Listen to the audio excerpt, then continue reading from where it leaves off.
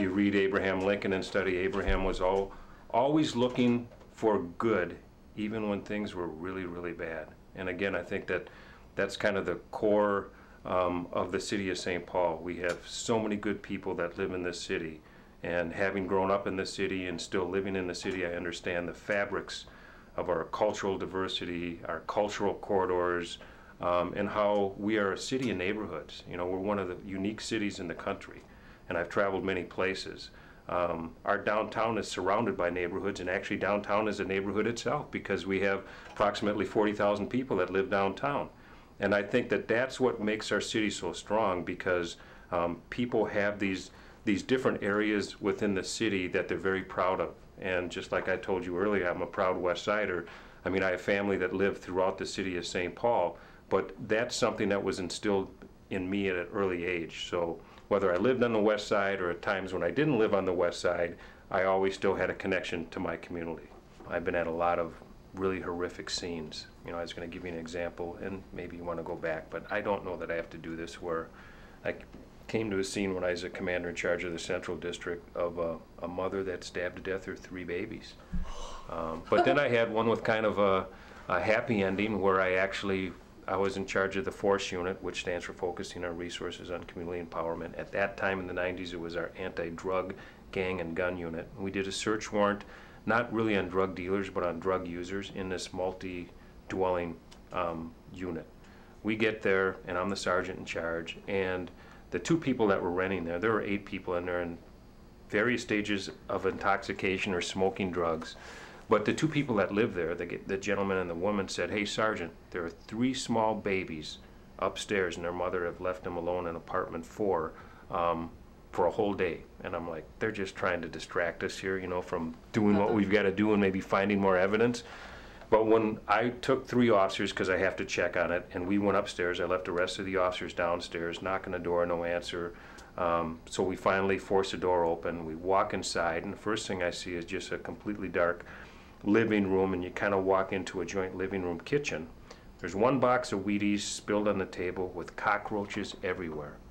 There was 1 bottle of curdled milk in the refrigerator, that's it. Now we hear noises as we go down the hallway. There's a TV and a light on in a room. When we got to that room, there was a 3-year-old, an 18-month-old, and a baby younger, like 8 months old, all sitting in just urine and feces soaked diapers. The bed was just soaked with urine. They're in various stages of consciousness because they're dehydrated. And it's true, their mother had left them. Their mother was a prostitute, had left them there for 24 hours all by themselves, supposedly the 3-year-old watching these other kids. So we took the kids, obviously, and other officers came upstairs, and because we were all parents with kids of varying ages, I mean, it really hits home. But I want to go back to those people downstairs. Even though they'd done something wrong, can you imagine what would have happened if they wouldn't have told us that?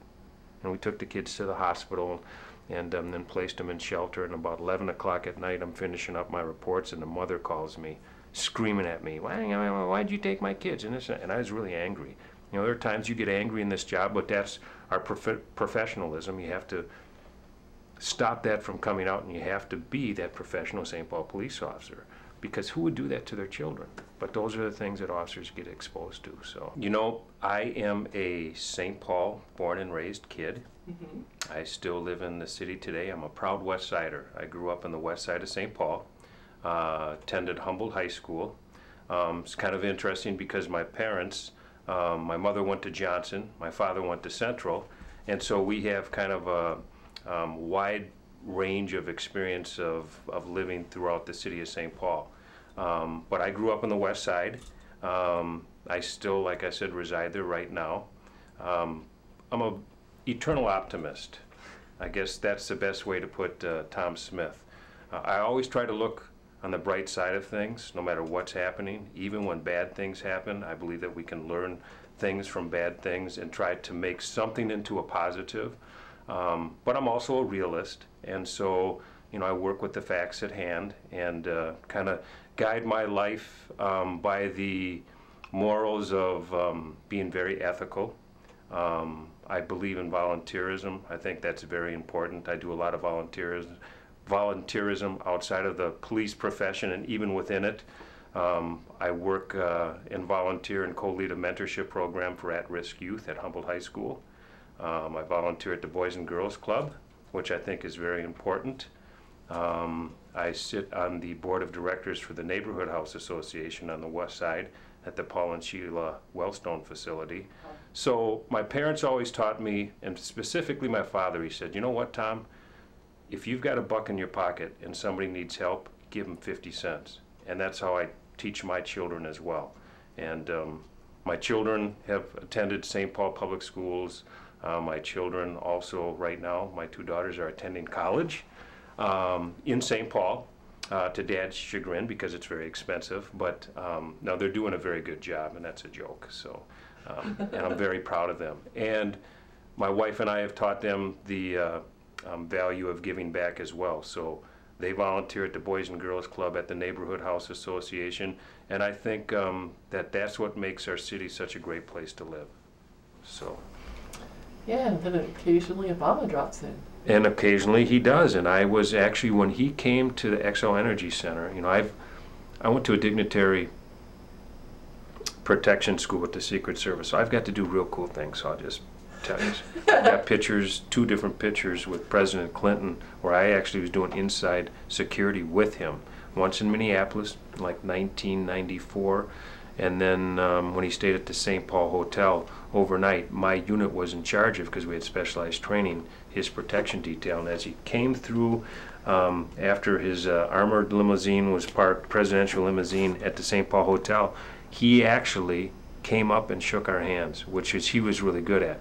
Now I go back to George Bush Sr. When he was president. I worked a couple details, but unless you were right next to him, he didn't come shake your hands. And then I was the incident commander in charge of numerous George Jr., when he came to St. Paul on quite a few occasions at the XL Energy Center, and I was in charge of the entire detail, putting together all these.